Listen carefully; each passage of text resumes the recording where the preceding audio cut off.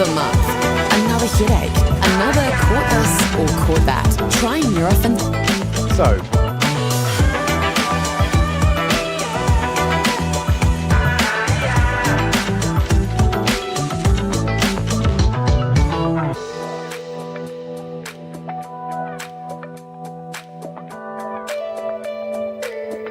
Mr. Jones is currently...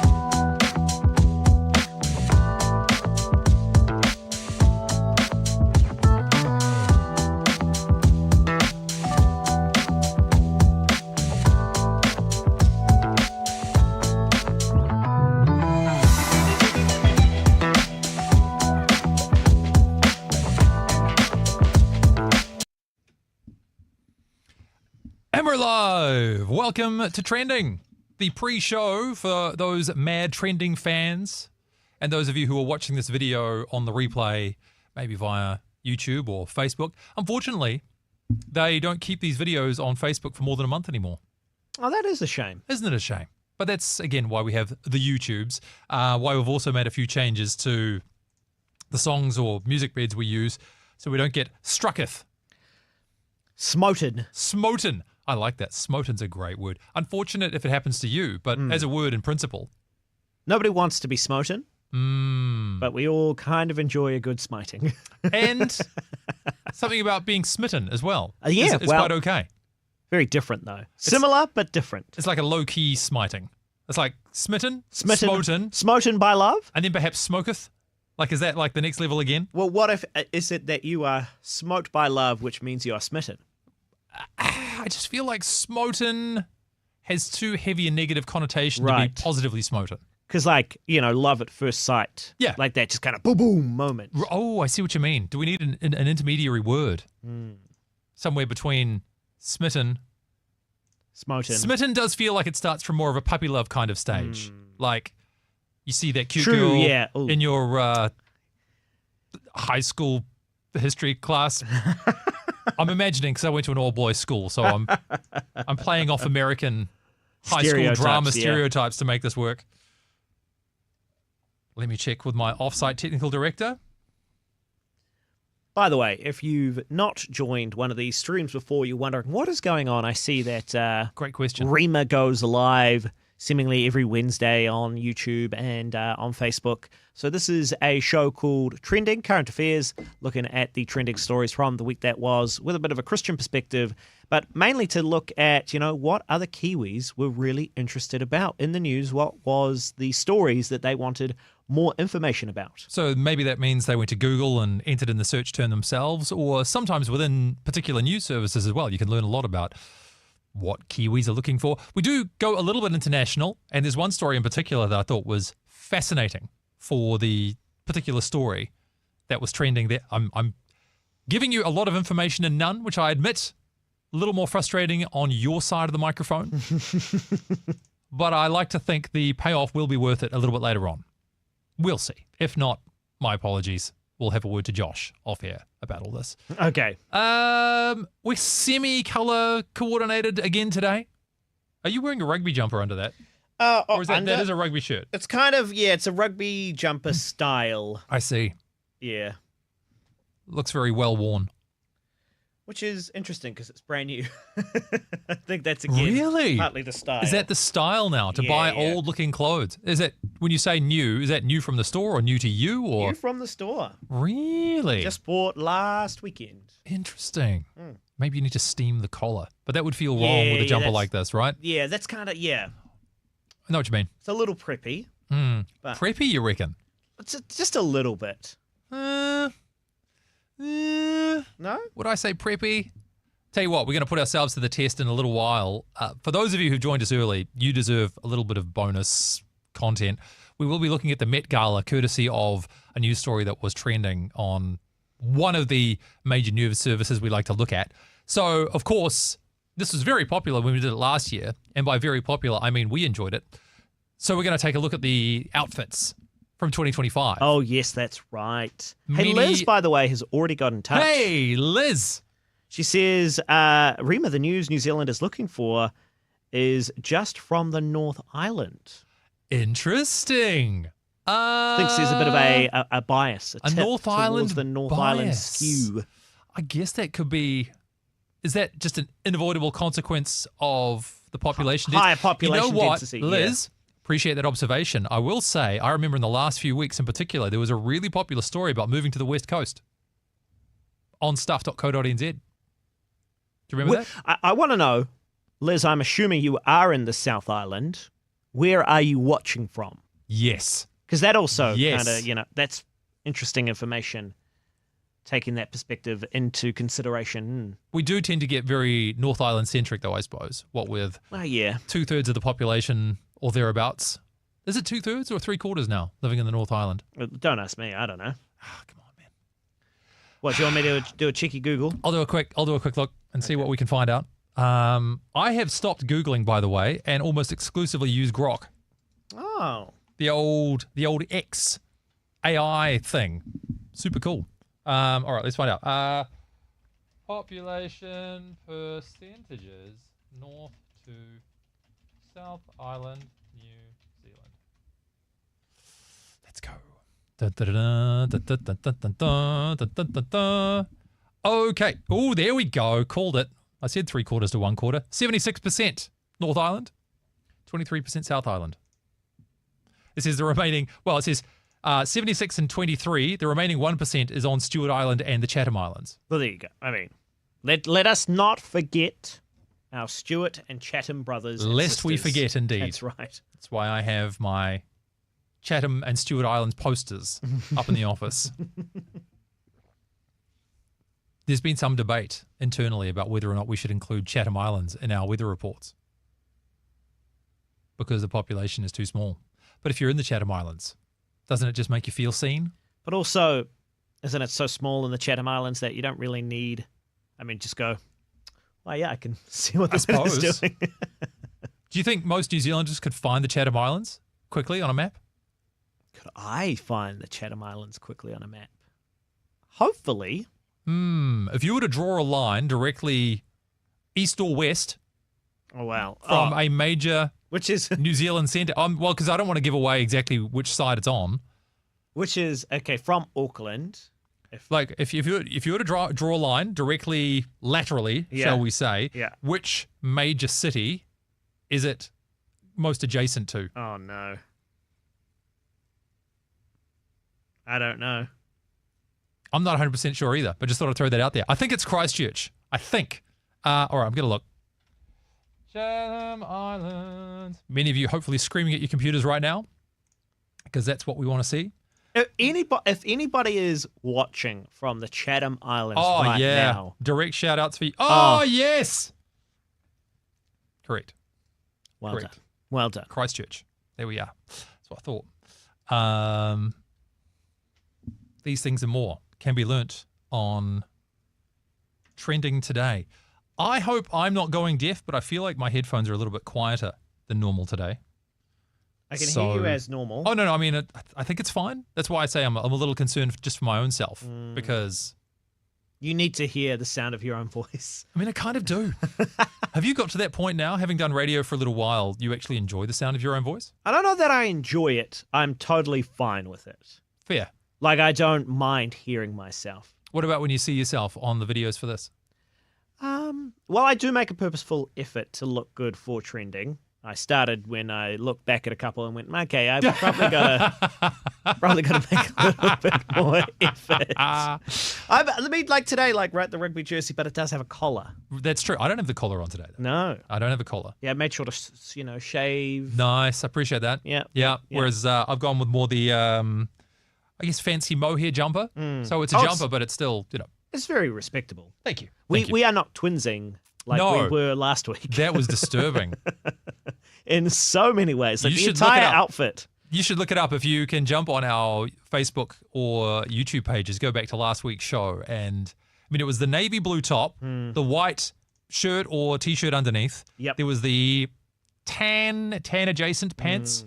And then the best part, blue shoes and white shoes as well. Yeah, blue shoes with white soles. Yes. Amazing. So we're in sync today. What else can I tell you about? Well, I don't want to give too much away. Has anybody else chimed in on where they are in the country, or did Liz let us know where she is watching from? No, I hope, Liz, if you are still there watching, seems like you are, let us know where you are watching from. If you are watching right now, the pre-show of Trending, hey, where are you watching? And I guess I was going to say listening, but the listening population has yet to join us, really. Where are you at the moment? To get in touch, leave a comment below. Yes. What else can I tell you from around? This means nothing to anybody besides my wife and I, but I thought I'd just share news with you all. So sent through our information to the mortgage broker the other day. Yep. It's been very exciting. Been waiting to do that because we needed to get our end of year financials for our business all sorted out. So now it's kind of like, okay, now it's getting serious. Like now we might actually have an amount do this thing that we can borrow. So I made one of the questions about one of the houses we looked at, part of the show for yesterday. Because what's the point of having a radio show if you can't outsource your life's problems? I did that with Mother's Day. Nice. I respect it. So what was the question you asked? Well, so one place we looked at, really cool, a lot of space, a lot of light. It's like an end unit to a bunch of townhouses. For some reason, there are 2 and 3 bedroom townhouses there. The 3-bedroom ones, though, don't have car parks. Right. Yes, right. We talked about this a little bit. Yeah. So we were trying to figure out the merits of having a house without car parks, and should we get it anyway? But that'll have to wait because we're live in 10 seconds. Ah!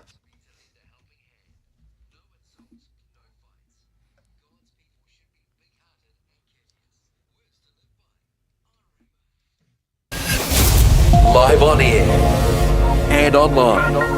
Trending with Andrew Curtis. Aotearoa, Rima. I was going to say Rima Breakfast. That's my other job. Welcome to Trending. Here we are on a Wednesday afternoon, as is our custom. A chance to go through the news stories that have happened over the last week. And if it's your first time with us, well, you might be a little bit surprised about the selection criteria. These are not just the stories that we have cherry-picked. It's the ones that you and your friends, whānau, and other associates have picked through your online behavior. What have you been searching for in Google? What have you been clicking on via our major news services, both national and international? We're going to find out today. We're going to see what has captured people's attention, what it says about us, what it says about you, and what we can link from those two sources of information. Thankfully, though, never doing this alone. Josh Beatty joins me once again in his new rugby jersey.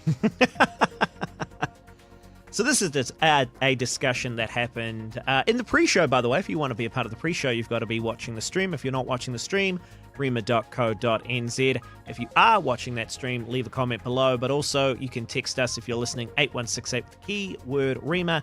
My new rugby jersey, which, well, it's rugby jersey styled. Yep. It's got a bit of schmutz. I can see it in the camera. It's made to look old. I think it's the fact that the collar is off-white. Right. That's what I think's doing it. The colour tones in general, rather muted, which means the old version of this will look maybe very similar to the new version of this. Probably a good thing.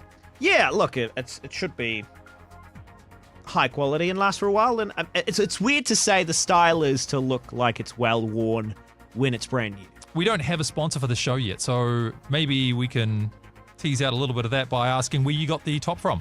Hallenstein's. Hallenstein's. Hallenstein's. With an element of guilt in his voice too. No, I mean, like, where else, right? Like, what do you mean? What do you mean, where else? There's many options where else. It's pretty exclusive Hallenstein's for One of me. these days we'll have to get my wife to take you out shopping just to see what happens. Oh, I would, weirdly, I think that'd be a whole bunch of fun. The only problem you would have is that the items that she would get for you would then displace everything else in your wardrobe, and you would never be able to wear those things again. This is true. Because on the day you wore the stuff she bought with you, everyone would be like, wow, Josh, looking great. And then you'd come in with your other stuff, and people are like, oh, wow, he's really... Andrew, this is not hype up my wife. This is trending. It's kind of the same thing if you listen for long enough. We are hyping up the news, though. What news stories to get people clicking, reading, and otherwise? Let's kick things off and find out what news story in particular was our number. Let's find out as we go back to the top of the sheet here. Number 5 on the old Google searches. Trending with Andrew Curtis. Yeah, number 5 in the old Google searches. It might sound weather-related, but no, thunderbolts was your number 5 Google search in the country. Thunderbolts is the new offering from Marvel. Now, technically, Andrew, not actually called Thunderbolts anymore. So I don't know if you know this. The marketing campaign had an asterisk next to Thunderbolts.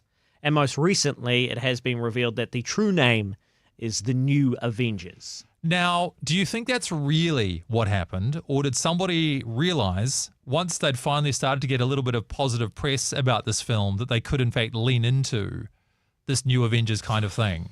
Because Marvel's had a few misses over the last little while. Yes, this is true. A good 3 or 4 at least in a row that have underperformed or generally left audiences feeling a bit flat. So the Avengers is a name with a lot riding on it.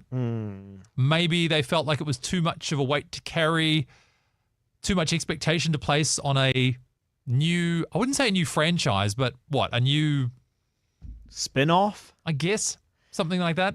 Yeah, there may be some merit to what you're saying, but we will, and this is probably our entertainment section, you know, this was the number 5 trending story from the Google Trends, people wanting to know more information about this film. They did have the asterisk attached to the title Thunderbolts for a while, so that does kind of predicate that there must have been some sort of plan. They are well within their bounds there to change things behind the scenes and just to say it was always this way, but there seemed to be some forethought. Okay, well, why don't we take a quick look at the trailer for this? Of course, it'll be best appreciated if you are joining us on the live stream, so head to rima.co.nz, click through to either the YouTube or Facebook stream so you can have a look at this. Otherwise, I don't know, maybe do I try and dictate what we're looking at here? Look, I think it's a reason you got to be on the stream. That's a good point. Okay, let's kick things off. Okay, right away. What's that about? Sorry to interrupt all of 1 second in, but the old starting a trailer with You wouldn't know it was a trailer if it didn't start with the Good iconic point. trailer noise. good point. Maybe it's a music video. We can't be sure. Oh, how would we know? No, movie trailer. All right, what do you got? Elena being a hero. There is no higher calling. Your sister understood something about that. I should have come back for you. No. That's just a fairy tale.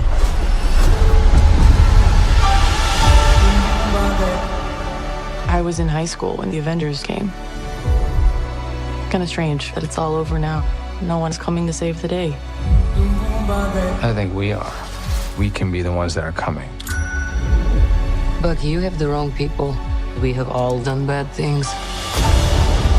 Look, I've been where you are. The past doesn't go away. So you can either live with it forever, or you can do something about it. I am a void. And so on and so forth. I don't know. Are we seeing anything particularly remarkable at this point? What's with the black smudges of people? Is that like the whole bad guy in this now? Okay. Spoiler alert. Well, it shows in the in the Yeah, the but video. if I could go into the. Oh, okay, so you know more the about this than theories. you're letting on. The theories. There's theories. Okay. But I won't. So for those of you who could not see, there was a guy who was turning people into black smudges and they were disappearing. Similar-esque to the old Thanos snap. Though they were just kind of like, but like turning into. The point is, opening question, maybe it's too much of a gimme to begin the show with something like this. You want to go see it? Do you want to go see it? Out of 10, what's your likelihood of seeing this film? 10 out of 10, wouldn't miss it, already got my ticket, that sort of stuff. 1 out of 10, could they please stop making these movies? 8168 with the keyword REMA to text on through. Do you want to see Thunderbolts / New Avengers? Or, of course, if you're watching via the stream, just leave a comment below. I'm a big nerd. We're both big nerds. That's true. I do like Marvel. Mm-hmm. I know they have had a few, as you say, faux pas recently. Yep. I'm kind of a 7, though. Really? I mean, the news is that so far it has been received well. It's doing well at the box office. People are positive about the movie. I know Marvel are keen to have a win. Tell you what, you've inspired me. Why don't we change tack a little bit on this one? Because I think asking if you want to see it's a bit boring. It would be great to know that they can turn this thing around. Like, the Marvel movies used to be the highlight of any given year. When they came out, there was a long period of time where it was like, new Marvel movie, didn't matter what it was, Hype Fest USA. We're going along. That's right. The franchise taking a massive downturn, hoping they can turn it around. There's a lot of other franchises out there, film franchises, that are also in desperate need of a turnaround. That's a fair point. Yeah. So even if you were to say studios like Disney, for example, just coming out the back of Snow White, absolute disaster, biggest box office bomb in history, apparently. They also had The Little Mermaid before that one, not particularly well received. Their attempts to modernize, quote unquote, have not gone down well. Only perhaps to be exceeded by a studio that is actually, a franchise that is actually still under the Disney umbrella, Star Wars. Oh. See, is Star Wars at a lower ebb than even the Marvel franchise? For sure. Well, I would say so. The new offerings from the Star Wars franchise. Yep. Some have been received well. The Mandalorian, Andor. Yeah. These are TV shows rather than movies. Yeah. The newer movies, not so much. Look, we just had May the 4th. Yep. I'm a massive Star Wars nerd. You know, I talked about it on air. But when I think of Star Wars, I think 4, 5, 6. Yeah. This is interesting, though, because as we talk about this, right, we used to think badly about 1, 2, 3. Sure, but time has... Now we've got 8, 9, 10. Yeah. Maybe we need a, 11, 12, 13 or something to make us feel better about the... Yeah, it's the Ray It's years. sad to say that because we've had hot garbage, we now appreciate just the garbage we used to have. Trending with Andrew Curtis. In other garbage, oh no, that's the wrong thing to say coming into the back of this story. Let's take a look at an international news service here. And I decided we needed to draw attention to this because it's going to surprise you. I'm going to give you about 10 seconds to respond to this. So get ready on the chat or on the text with your responses. 8168 with the keyword Rima at the beginning of the message. Here's the question for you. Which news service had this story as its number 3? Who are the main contenders to be the next pope? Now, we looked around the world. Fair to say, Josh, we looked at a whole bunch of different news services. This was, without question, the highest rating for, dare I say, pope-related news media. Well, let's also add this caveat. We talked about this last trending. The news about the Pope was not in the trending news stories. It was a missing in action. We brought it to your attention thinking we thought this would be trending. But it is a little bit strange. The news site, the news organization that has the most clicks on this story. Yeah, so 8168 with the first word Rima, or maybe jump into the chat. Josh, are you keeping an eye on things? Is anyone prepared to guess what news service from around the world had this story in at number 3? Think a bit laterally here. Yeah, pretty quiet on the text machine at the moment. I can see, though, quite a few people watching on the stream. Do get in touch if you're watching. Leave a comment below. But I don't know that anybody...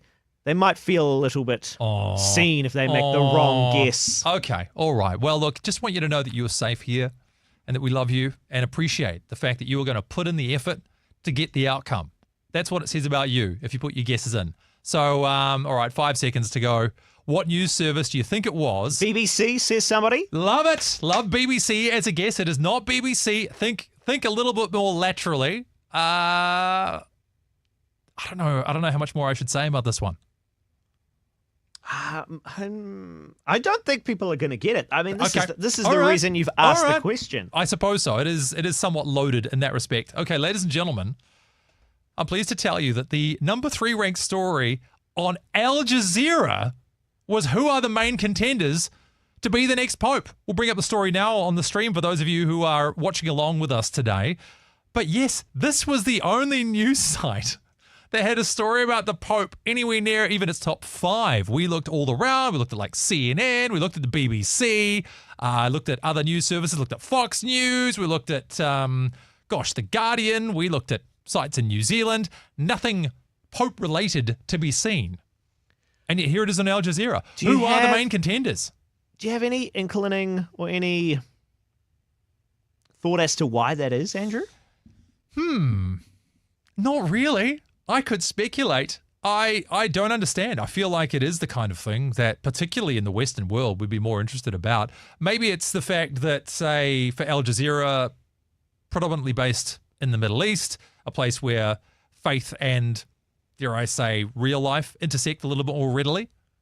That is a fair point. We do have a video on this one if you did want to play it. Yeah, I do. From Al Jazeera asking about who will be the next pope. So, well, let's just see how Al Jazeera covered this story. Again, the 3rd most popular story on their news website and nowhere to be found anywhere else in at least the top 5 for the other major news services that we follow. So, who are the cardinals in the running to be the next pope? Remember, this is still a men-only club. Roman Catholicism doesn't allow women anywhere near its highest positions. But might this finally be the first time in well over 1,000 years that the job goes to an African or an Asian? Cardinal Peter Turkson from Ghana has long been considered eligible, and he still is, despite unexpectedly resigning as head of the Vatican's Peace and Justice Office in 2021 amid an internal investigation into its management. Also in the running is Cardinal Luis Antonio Tagle from the Philippines. The Catholic media sometimes calls him the Asian Francis because of the esteem he was shown by the Pope. Of course, there are plenty of white men in the mix too, and let's face it, people have been speculating about a black or an Asian pope for a long time now. Another significant issue is what kind of pope we can expect. Pope Francis was very successful at inducting new cardinals. Indeed, 2/3 of the men eligible to elect his successor were named by Francis. Luc Besmond de Senneville is a Vatican correspondent for La Croix newspaper. All these cardinals chosen by Pope Francis, they have two characteristics. The first one is that they come from what Pope Francis calls the periphery of the world. So there is one from Mongolia, Myanmar, and Lesotho. So in the conclave, you will hear voices that have never been heard before in the Sixtine Chapel. The second particularity is that they all have a very strong pastoral experience. They are all men from the ground, from the field, and so it will change the way these men will choose the Pope. So regardless of what the next Pope looks like, the Roman Catholic Church is still changing. It's becoming less European, it's becoming less metropolitan. In its future, the global south and all its multitude of different perspectives will have increasing sway. Rory Challens, Al Jazeera, Rome. Fascinating. Fascinating stuff. Asian Pope or African Pope? What do you reckon? Either, sure. Sure. How dare What a question. How dare I, as a white man, express opinions on other cultures in 2025? Well, no.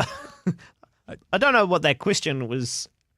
Just to make you feel Am I uncomfortable. supposed to choose between Asian or black? Is what that I was you're hoping asking? for was some genuine discomfort and Right. befuddlement on your face, and I've achieved those ends. Well done. So, and thank you to you for doing your part in all of this. Anytime. They mentioned in that clip, of course, the question of whether or not we are going to have an Asian or African Pope has been one that circulated for a while.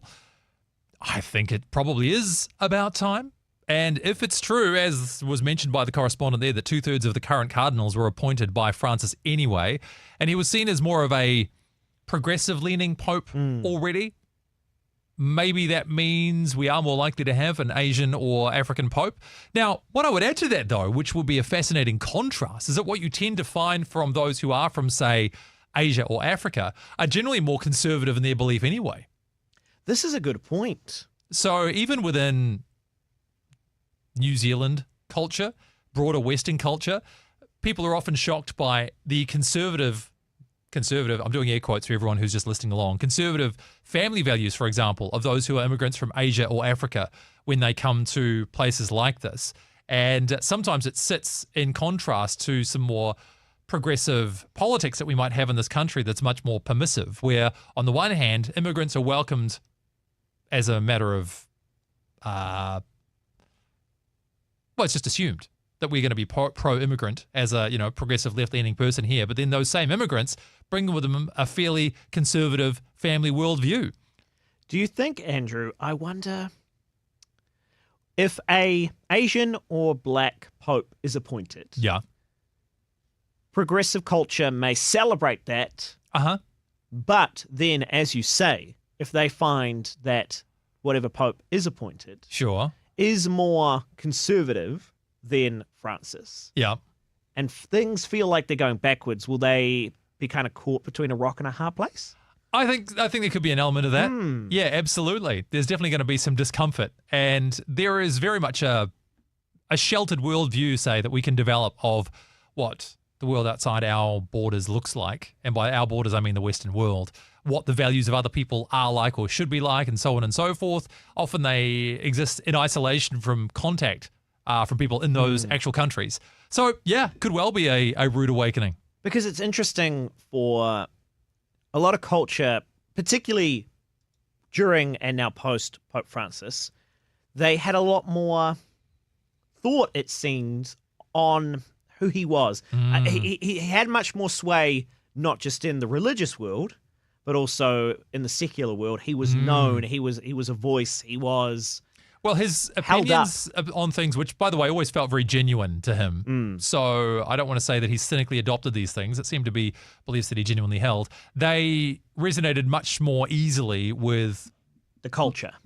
Progressive news media. So, the care for the poor and the acceptance of people no matter what their creeds were and those sorts of things, that plays much better than, say, the traditional holiness movement that you might associate with more conservative-leaning clergy, be they Catholic or otherwise. So, yeah, whether or not this next chap follows along in those footsteps or not. We do know it will be a chap. I did love how it said it doesn't let women anywhere near leadership positions in the Catholic Church. Just the visual imagery in my mind of don't let them anywhere near. It's like, the women are coming. Like, poke them with sticks or something. Set up the barrier. That's right. Set up the barricades. We fight at dawn. Trending with Andrew Curtis. Taking a look at our news stories from the week. What were the ones that people like you and I went searching for? Maybe people nothing like you and I, but the sheer weight of their interest overwhelmed our own demographic biases. Let's have a look at the number one story on stuff.co.nz. I'm really enjoying our journey around different New Zealand news services over the last little while because you see more and more of a certain personality emerge from these news platforms. If you, by the way, are listening, watching, do get in touch. We want to know what you think about the stories that are currently trending from the week that was. 8168 with the keyword Rema, or of course leave a comment below. But your stuff has been a bastion of, well, how would you categorize these stories, Andrew? Human interest. Human interest is what I would call them. Last week we had this great contrast between the Mayor of Wellington and Kim.com buying a house, and Kim.com buying a house was way more popular. More clickable story. More clickable. We all wanted to see what his house looked like so we could then hate him for a specific reason as opposed to an abstract one. That's generally what it is, isn't it? I mean, I personally don't have strong feelings about him. No, that's not true. I'd rather not hang out with them if I had the option. Yeah, right. Yeah. We'd be probably quite different It'd people. be strange if you got the option. Yeah, exactly. Maybe he's a big fan of trending. That's right. Maybe I had an opportunity. We could have taken this thing global, and Kim's like, well, if you don't like me, I don't like you. It's very hard. It's very hard to manage this online persona that I've created. It's actually very close to my offline persona, but that's a whole other conversation. Let's go back to stuff.co.nz then. What was the most popular news story on one of our major news services in New Zealand? And it's all about the egg and meat loophole. Huh? Yeah. What? Apparently there's an egg and meat loophole and the Green Party are not happy about it. Close the egg and meat loophole, they're saying. We better close that hole. Oh, man, all the eggs and meat is falling out of it or something. Into it? Around it? I don't know. Through it? Yeah, no, this story, number one, and this comes courtesy as well of Green MP Steve Abel, urging the government to close a loophole that allows supermarkets to sell imported food that would not have met local animal welfare regulations. So basically, somebody might have mistreated their cow in Argentina. That's not as big a deal. If you're selling New Zealand-made beef, then you have to make sure that the cow was played lovely music and massaged before bed at night. However, in Argentina or somewhere, no such requirements. And that is a travesty. Do you not think you're being a little bit facetious? I think I'm being Andrew? particularly facetious. Thank you very much. Well done, though, for the appropriate use of facetious as opposed to sarcastic. I appreciate those who make the right distinctions around here. I always find it incredible that the Greens end up trying to walk this tightrope of being the party for the poor and yet having these policies that ultimately make stuff more expensive for people. So, for example, if you want to have an extra layer of bureaucracy and red tape around the import of food, do you think it makes it A, cheaper, or B, more expensive? The answer is B. I'm not going to wait for your answer on that one. So, a flurry of text coming in. Look at this.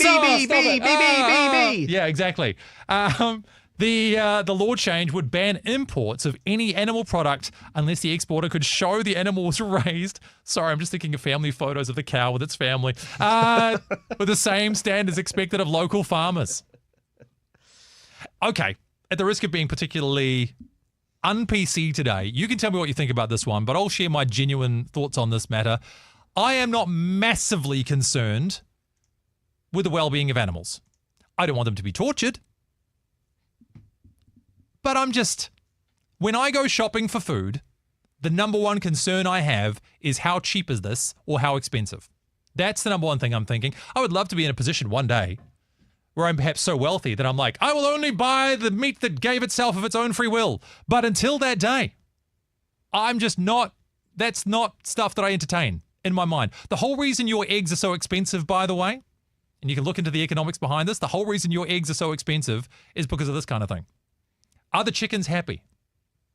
And so we came up with a whole bunch of rules and restrictions, and people said, oh yes, chicken well-being is certainly very, very important to me, until they realized that made chicken housing very expensive, and therefore the eggs got more expensive to go with it. That's how these things kind of go. I've always felt that if you're in a position where you are able to pay a little bit more because these issues really matter to you, you should be provided the option and you're welcome to do so. For the rest of us, especially in economic times such as these, maybe you just come up with a label that says, yes, this is the ethically sourced beef and this is the one that we don't really know where it came from one way or the other. People can choose. I can promise you which one's the cheaper option already and which one I'll be buying. But animal welfare, how much do you really care, Josh Beatty? I'd like to say that I care quite a bit. As people would, but what do your actions show, Josh? When we are blessed at this point in time to be, without children, so double income. Sure. So when we can, we purchase ethically sourced materials. Absolutely. The other thing, of course, is just you speak about a sticker, right? You speak about understanding and knowing as well that even the eggs, as you were talking about, that are supposedly cage-free or labeled as such, often are using loopholes, so the sentiment expressed here, if there is clarity brought, I think that is a good thing. Sure. I want to make with my purchases, as much as I can affect the world with the choices I make, the right choices. Yep. But also realizing that often the system is working against you, and ultimately you're right. We will, when it's about surviving over thriving, and we need to just survive, we're going to go with what's cheaper. That's a great way to look at it. It's the same argument and principle behind things like clothing and what people call fast fashion. The stuff you can buy from Kmart for $5 versus the stuff you might buy from, I don't know, somewhere on High Street for 10 times the price. A $50 t-shirt versus a $5 t-shirt serves a very similar function. If you want to buy the fancy version, you can. If you want to get the cheap version, you can. What's wrong with that? What's wrong with that? Do you concern yourself with matters of animal well-being when you do your grocery shopping? I would love to know your answers to this one, actually. We're going to stick on this for a little while, maybe keep chiming in throughout the course of the day, because in psychology, if you will permit me to wander further down this path for just a moment, there is a difference between a stated preference and a revealed preference. And in other words, it's the thing you say matters versus the thing that you show actually matters. And the eggs are a classic one because they ask people, do you care about the welfare of chickens? Wouldn't it be nice if they're all free range? And I think, to be honest, sure. Okay. Yep. Fine. All right. But then when suddenly the rubber meets the road, or perhaps the egg meets the carton, as the case may be, and it's suddenly, $12 for a dozen instead of $4 or $5, we go, it's the end of the world as we know it. This is the apocalypse. What's going on? Capitalism's gone mad. Actually, it's bureaucracy. Ooh, in your face. Free markets for the win. Capitalism rules. There you go. This is what's going on. So do you concern yourself with this kind of thing? How would you address it when it comes to animal welfare in the production of our necessities? Does it matter to you? Do you factor it in? Are you happy to pay more? And does your actions prove, or do your actions prove, that you are in fact willing to pay more? Let's hear it. 8168 with the keyword REMA. If you're watching via the stream, if you want to find the stream, rema.co.nz, leave a comment below. Capitalism rules. Trending with Andrew They're Curtis. going to snip that. They're going to snip that for social media, and you're going to get I don't roasted. care at all. Come at me, you bunch of commies. And your tie-dyed shirts. You just made me do a literal spit take. You're welcome. Let's take a look now at the number 8 trending story over the last week, and we mourn the passing of an icon. Talk about an iconoclast. Maybe it's because I knew I was going to be talking about this guy that subconsciously I was inspired down my line of provocateur. You're coming a little bit feisty today on Trending, I feel like. Only just in the last little while. I think I started off fairly mild-mannered, but now it's all on. I've warmed up. And Bob Jones, coming in at number 8. He's passed away at the age of 85. Now, Josh, does that name mean too much to you? No. I wouldn't have thought so. No, he's very much on the cusp, on the periphery. When I first heard about this person, I thought he was a singer. Fair enough. A relative of Tom Jones, perhaps? Yeah, absolutely. Maybe a rugby player, Michael Jones? Oh, yes. Famous Joneses, go. Who's your favourite famous Jones? He's passed away at the age of 85. Now, the reason I love to ask you about this, Josh, because I'm aware too of the demographics that may be watching this program or listening along right now, be it via the radio or via the streams that you can watch, of course, on YouTube or on Facebook Live. Bob Jones was a larger-than-life character, particularly for his attitudes and opinions on things. I called him an iconoclast because he developed a series of opinions and then refused to adapt them in the changing winds of culture through the years to come. Right. So that if people ever wanted to get a quote that they knew would enrage the people, they would go to Bob Jones, or usually, more likely, Bob Jones would volunteer themselves and people would then get upset about them. But you can't talk about Bob Jones without his greatest contribution to New Zealand media. Let's just say he made handfuls of impact. Let's revisit this story from 1985. Is currently staying at his holiday home just north of Turangi. When we phoned him today, we were told he was out fishing and wouldn't be back until early this evening. So we chartered a helicopter to try and find him. It was our intention to interview him about the events over the past few days regarding the decision to put New Zealand's third most popular political party into recess. Mr. Jones was in the lower reaches of the Tongariro River. As we arrived overhead, he left the river and we landed on the river bank. But before we could speak to him, Mr. Jones ran out of the trees and towards the camera.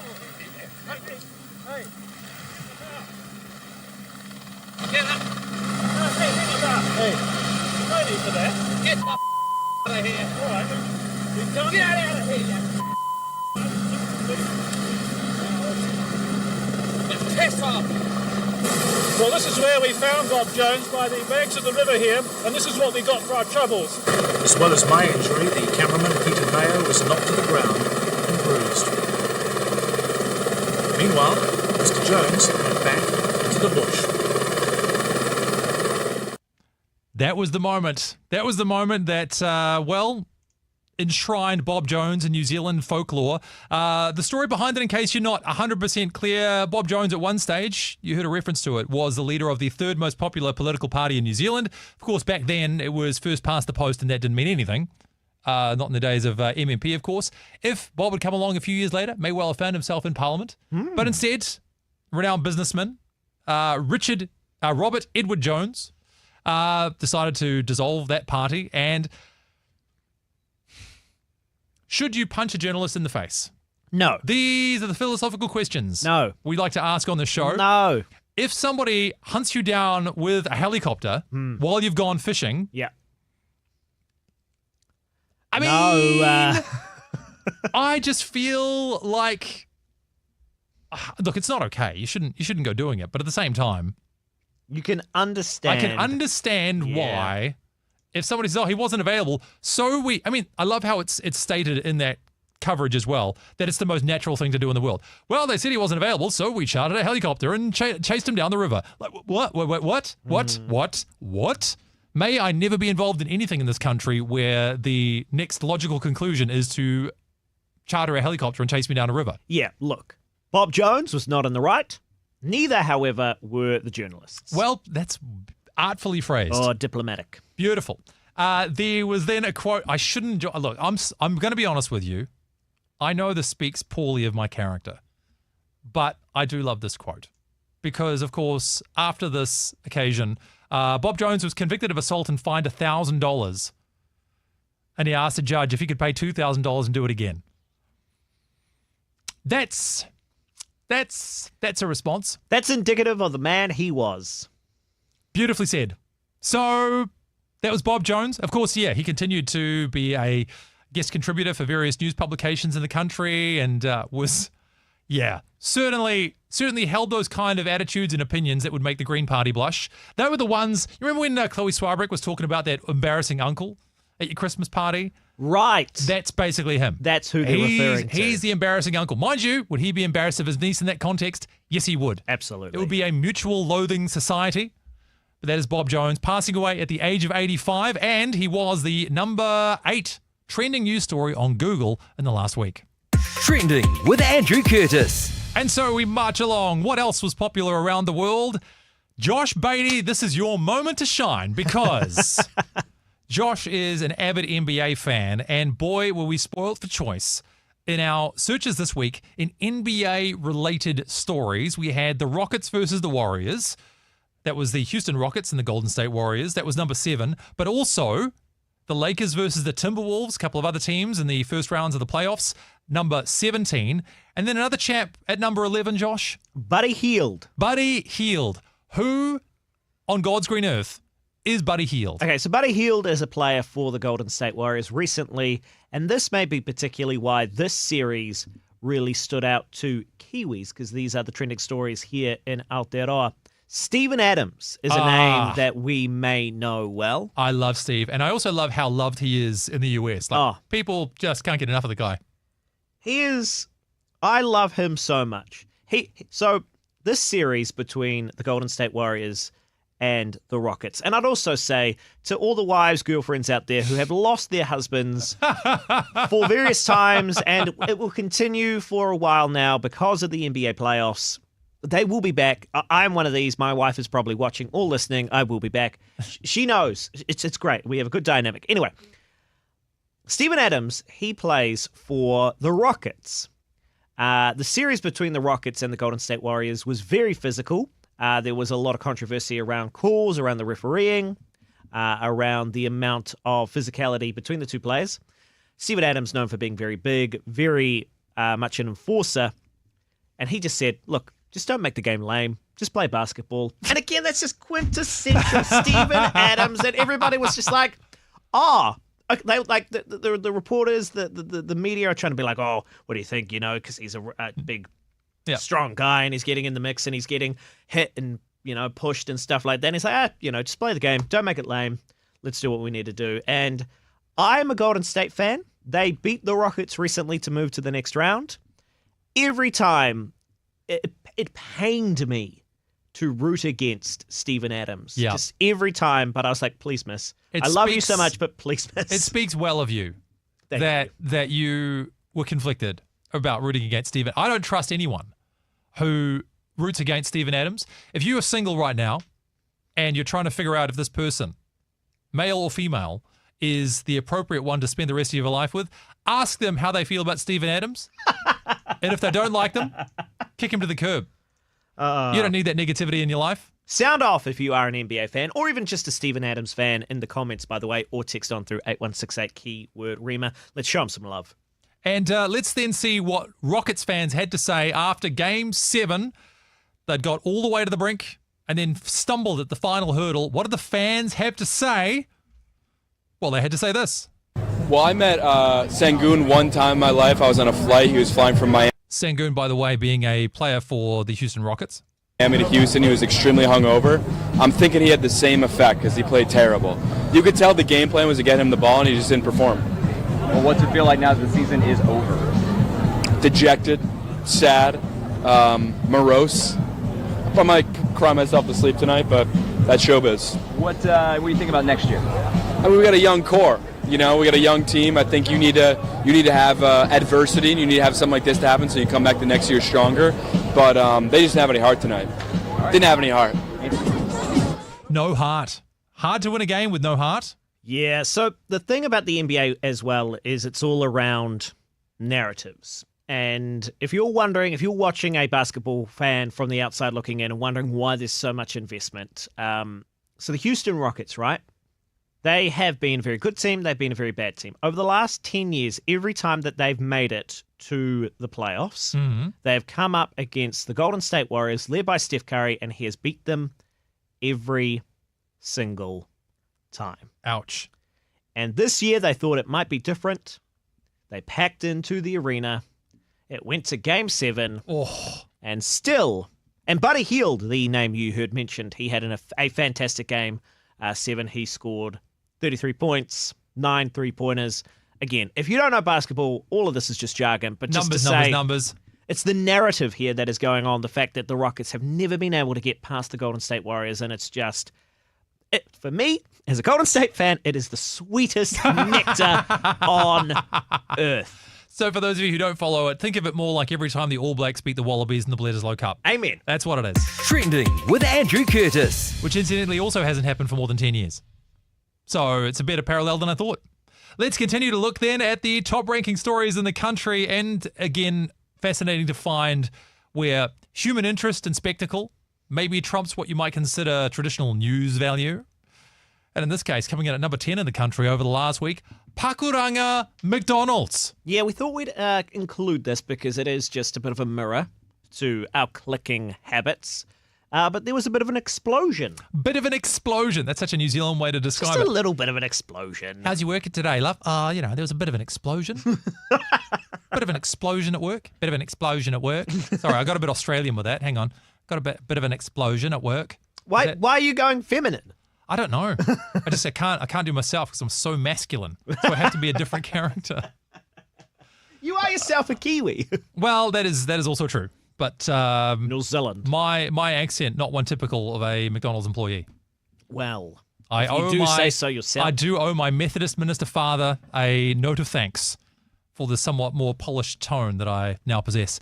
Yeah, there was an explosion which caused significant damage. I'm doing air quotes again for those of you who are listening. Significant damage to a McDonald's restaurant, and it's now being treated as suspicious. Dun, dun, dun. What do you think it was? Maybe the ice cream machine? Something lodged in there? Bit of a blockage? Somebody who came to the drive-thru. Yeah. And once again, the ice cream machine wasn't working. They're like, that's it. That's it.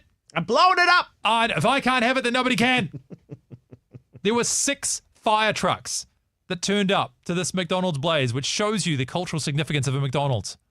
A primary school burns down, 1 or 2 fire trucks. McDonald's burns down, half a dozen. If you're on a family road trip. Yep. And you don't stop in at a McDonald's. Yeah. I mean, have you really been on a family road trip? Have you really road tripped? Yeah. Fair question. What if you loaded up at the petrol station, though, on snacks and pies?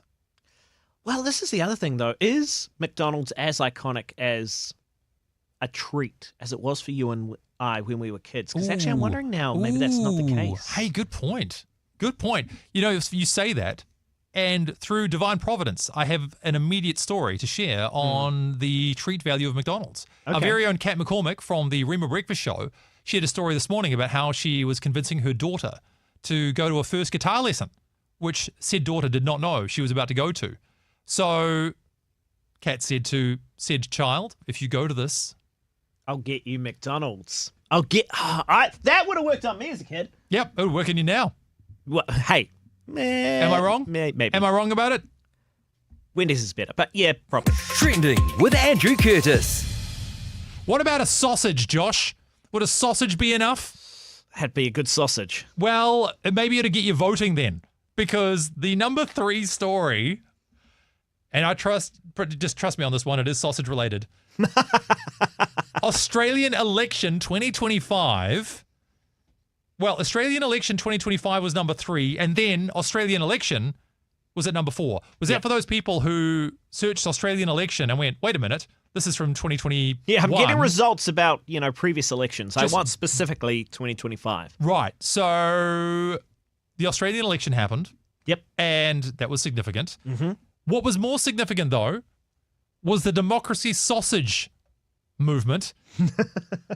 And that is what we want to tell you about now. Okay, so it turns out when Australians go to vote, they quite like a little treat. Particularly the classic, and it's a staple here in Aotearoa as well. Yep. A sausage on some white bread, ketchup, mustard, and some loaded up with onions. Yep. You're good to go, right? Now, you can see on the stream, and if you're not watching the stream, you do need to come join us, rima.co.nz, but I'll paint the picture as best I can. Apparently, the sausage sizzle is so ingrained in Election Day for Australia that one Australian decided to create a website called democracysausage.org. This shows you on a map of Australia, and even worldwide if you're voting outside of Australia, if you go to this polling station, what will be available in terms of sausage sizzles or bake sales or similar. Also turns out, and this is quite, I think, a heartwarming fact, the tradition of selling sausages outside of the polling places is the most lucrative fundraising event of the year for many schools and community groups. That is the greatest thing I've ever heard.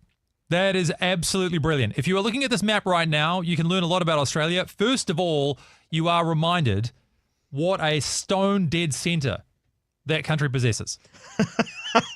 There is one sausage-based voting station at Alice Springs in the centre of Australia. And otherwise, of course, everything clings to life around the coastline of that otherwise barren wasteland we call Australia.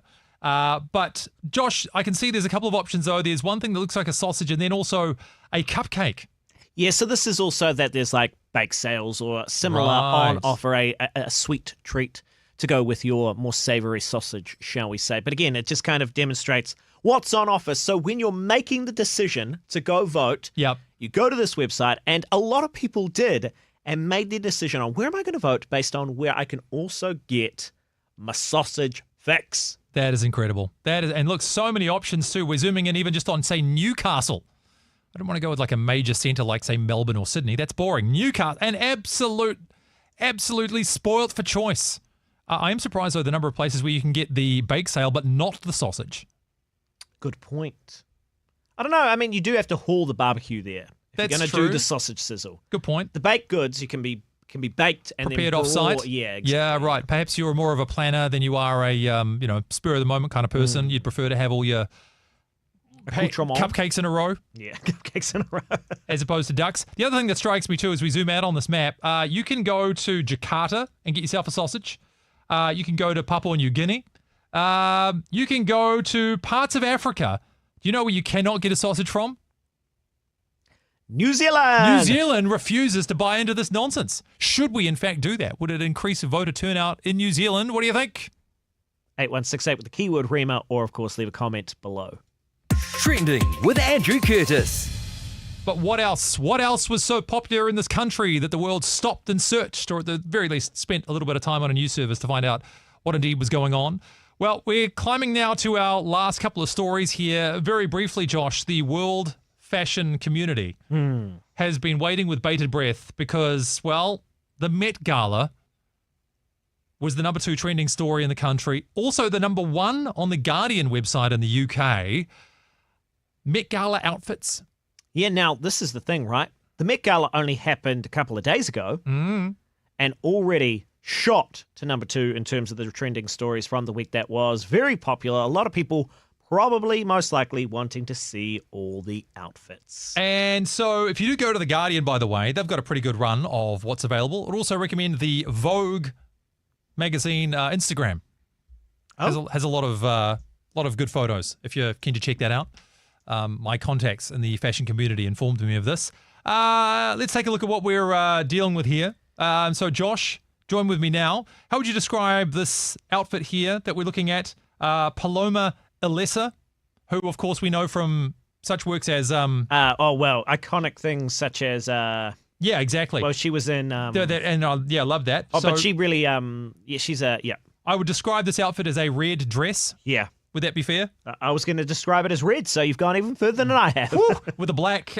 You've got to get to the gentleman who literally has a piano strapped to his back. That was pretty amazing. I did find this one from, here we go, Andre 3000, all you fans of Outkast. He is wearing a piano. That's a piano on that man's back. I mean, admittedly, I don't think it's a real piano. It's a baby grand. If it is a real piano, I am impressed. That guy is jacked for days. If he can carry around a baby grand piano. And then otherwise wearing, what would you call that? Some kind of a fancy overalls? Yeah, a boiler suit. Yep. It looks like he's here to fix a plumbing issue. He kind of does. He's like classy Mario. If Mario tuned pianos instead of did plumbing, that's basically what he would look like. So look, I'll give him points for creativity on this outfit. Yep. Look, that was the most iconic one that I've seen. I'm going to say as a precursor as well, if you wore a black suit, I'm going to boo you. Oh. You don't. Some people have gone to these events and just turned up in a black suit. I think you should just be kicked out in principle. Because it's too easy for the guys. It's not in the Met Gala spirit. You wouldn't exactly. I love the hand gestures with that, by the way. Absolutely. Very Italian. If you want to see this, of course, jump on the stream. Go to rema.co.nz, click through on the Facebook Live or YouTube links. Time for a couple more, perhaps. Yes, of course. Twigs. FKA Twigs, in fact. What am I looking at? You're looking at FKA Twigs, obviously. Right. It's kind of like a flapper dress from the 1920s. It looks like it's broken. It looks like it's broken. Am I... Oh, is that a scarf? I Or think is that so. part of the dress? Or it's like some kind of a shawl thing that's been wrapped around the wrists to create some kind of colour and movement. This is the kind of commentary you can expect here on Trending. Just, cutting edge, to the point. Madonna, do we care about Madonna in 2025? Well, also, I mean, No, it's not is a the black. answer to that? It's not a black suit, but it's just a white suit, isn't it? I will say one other thing that I noticed was we've got Nessa Kaepernick, who is the wife of Colin Kaepernick, who is famous for not being a quarterback in America. That's a better joke than you think if you don't know. But there was a bit of a trend I noticed of people who wore duvet-inspired outfits. What would you call that shoulder thing? It's very puffer jacket. Like it looks like a puffer jacket's being cut, and you've only got the top half. Yeah, exactly. Well, cost of living. You couldn't afford all the sleeves. More of a sleeping bag, actually, now that I think about it. Exactly. Or duvet. We'll see if we can find one more duvet-inspired outfit here. I'm sure there's going to be another one. No. Oh, look, we'll be scrolling away all day if we keep looking at that. Find your favorite duvet-inspired outfit and tell us who wore it.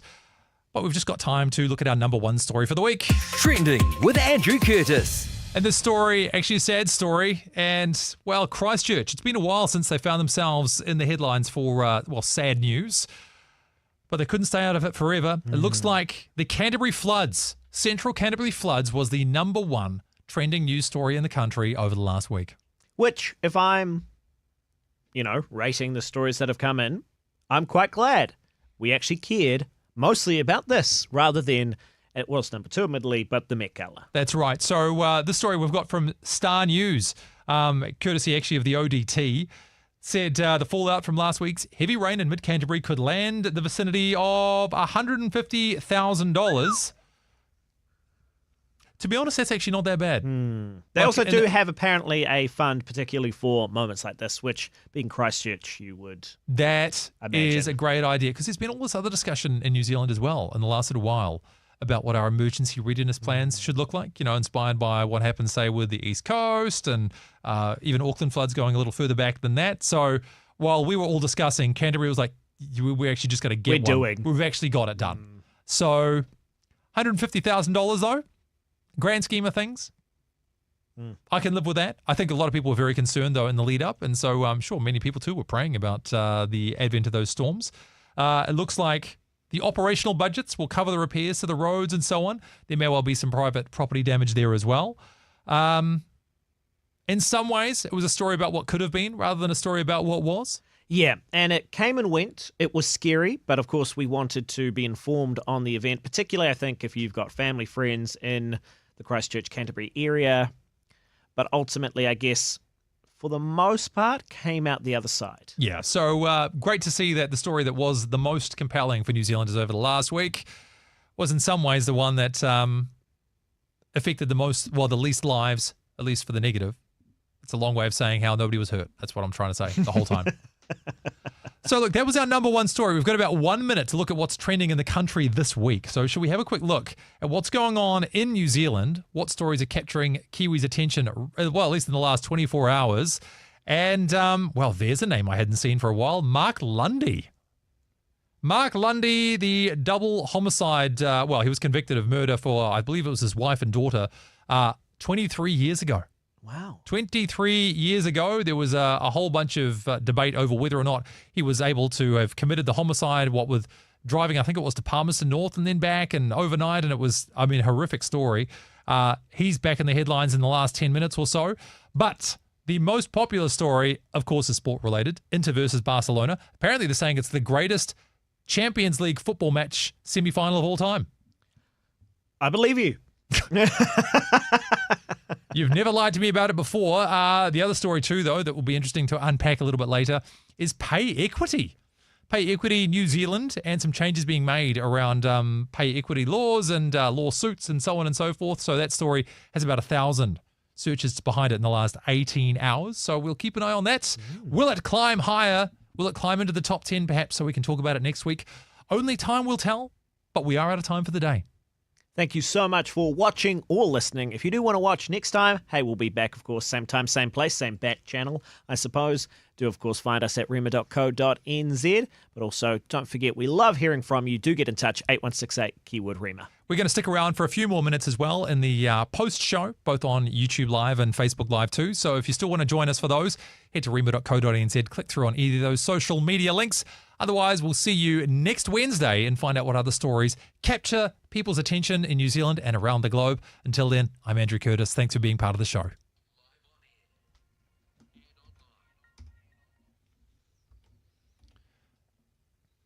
Righty-ho. So welcome to the post-show now. Did we get thoughts and or comments from people about animal welfare and their shopping habits? No, I don't think anybody. I think most were quite reluctant. Oh, really? To get in touch. People didn't want to say they don't care about the animals. As I think about it now, makes sense. Nobody wants to be pigeonholed as the heartless, uncaring monster that you see before you. I don't know. This is the same way I felt about, again, other ethical, quote-unquote, products that are available right now, is that I think they should be available for those who are willing to foot the bill that often comes with products of that nature. Otherwise, people should also be free to be able to purchase stuff that is, how should I put this? No, nobody wants to buy, say, food products where the animals are terribly mistreated. At the same time, animals are not the same as people. So long as they're kept in conditions which are acceptable for the relevant governing bodies, I think people should still have the option of buying those. For example, put the chickens back in battery farms, fine.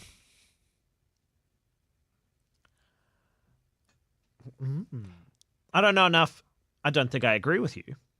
You're, of course, just to clarify, if you've just joined us via the stream, only in the last little while, you're talking about the story that was #1 trending on Stuff, Greens want to close egg and meat loophole. Yes. Apparently there's a loophole that means selling imported food that doesn't meet the local animal welfare regulations is okay, as opposed to the regulations for farmers, imports, etc. here in New Zealand. Yeah, the argument being too that these things are great in principle, but they also pass on costs to consumers, which mean that if you're a bougie kind of champagne socialist, as most of the Greens are,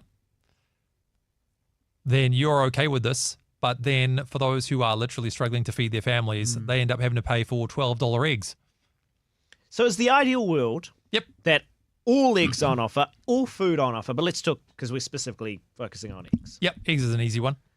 All eggs are ethically, sourced and provided. Yep. But therefore, to do that is more cost effective. Is less cost effective. Correct. So the cost is going to go up. Sure. So then, does that have that carry on into inflation in terms of how much we would be able to afford these things? I am nodding in agreement. And so basically the idea in principle is great, but in practicality, it doesn't seem, it's not going to work. Well, it's just my favorite quote. Thomas Sowell is an American economist, said there are no solutions, only trade-offs. There are no solutions, only trade-offs. And so if you want to have ethically sourced everything, the trade-off is that the price of everything goes up. Just because it's more expensive to do it. The amount of land required to have free-range chickens is much higher than what is needed for, say, the barns or, the battery cages and so on.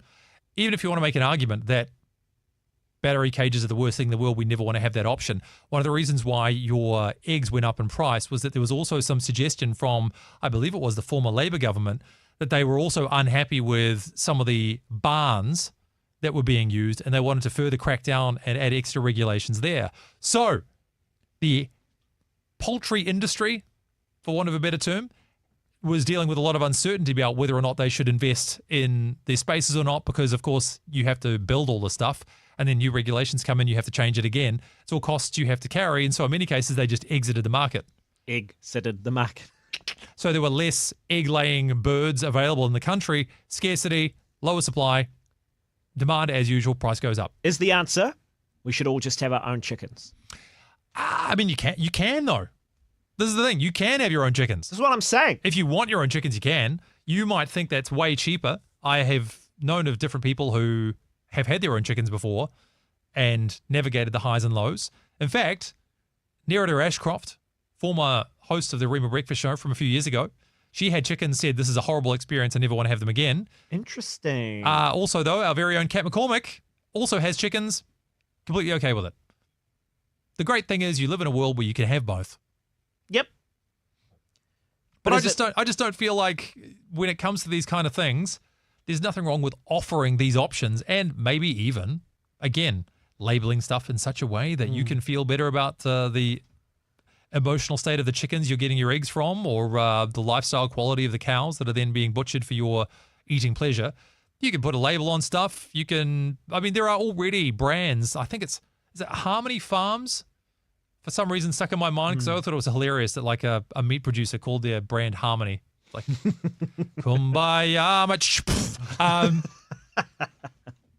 What about Impossible Meat? Well, Impossible Meat isn't meat though, is it? Well, that's what I'm wondering. Have you tried it? Ooh.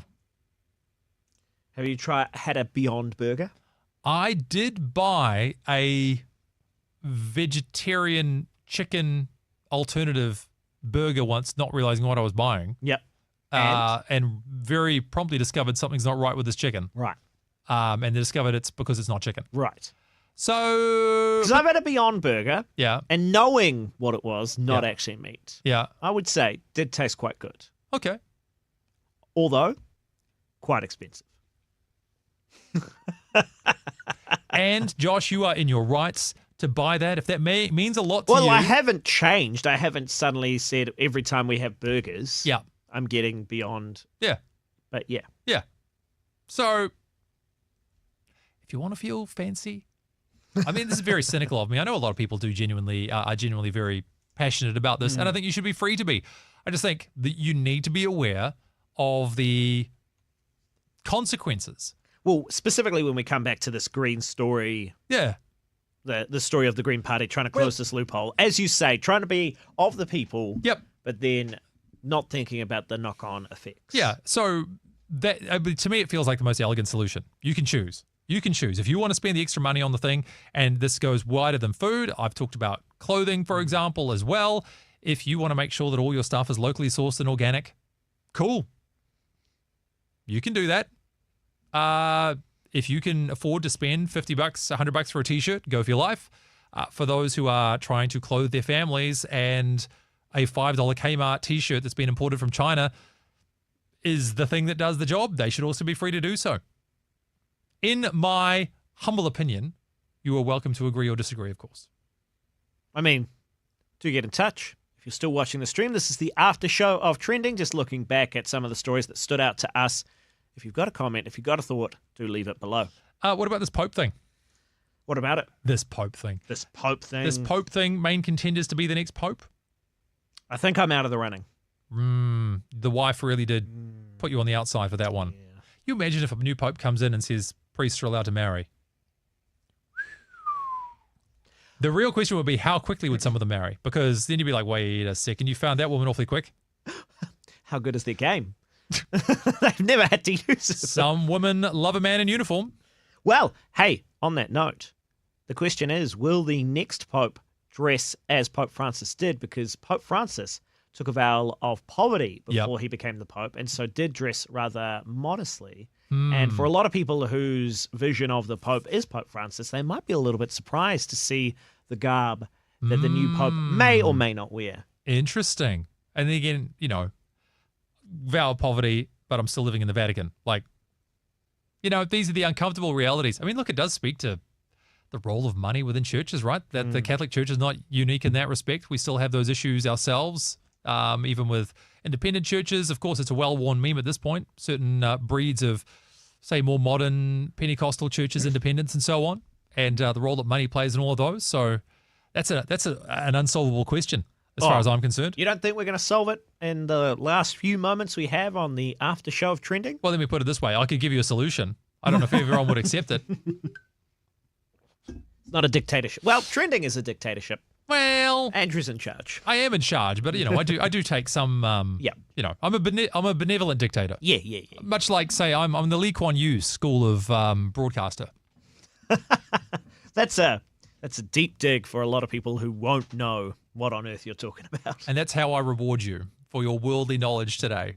That's basically it from me today, though. Is there anything else here that stands out that the Bob Jones story, was that like reading about a New Zealand legend as far as you're concerned? Like this myth of a human being who trod our soil and yet has had no direct impact on your life whatsoever? It was just like interesting to hear of a time gone by. Yeah. Interesting to see New Zealand journalism back in the 80s. Yeah. What, with the suit or getting punched in the face? Oh, just all of it. Just the camera work, the voiceover, the story itself. It's just interesting. Yeah. I still maintain, I think you said it very well. I said, punching the journalist, not the right thing to do, but also chasing a man down a river in a chartered helicopter. Not the right thing to do. Also something of a misstep. Again, Bob would argue best $1,000 he ever spent. Last then, I want to know your picks for the next round of the NBA Finals. Okay. Next round, round 2. So you've got Nuggets versus the Thunder right now. I hope the Nuggets win because my Golden State Warriors will take out the Timberwolves and we would rather play the Nuggets than OKC. Yep. So I've already given you 2. I think the Cavs should still take out the Pacers, even though the Pacers did steal game 1. I hate to say it because nobody likes the Boston Celtics unless you are a Boston Celtics fan. They lost game 1 to the Knicks. The Knicks have always been like this franchise that everybody wants to do well and never does. Yep. They stole game 1, and I think that's the only win they will get the entire series. Very nice. No doubt this will be back in the headlines next week because we love our sports in this country. That's all we got time for today, though. So thank you very much for being part of the show. Thanks for watching. Thanks for commenting. Thanks for just generally being awesome. We will catch you again next week from 12 to 1. Look at the news stories that people just like you have been searching for. Have fun. Be good. See you then.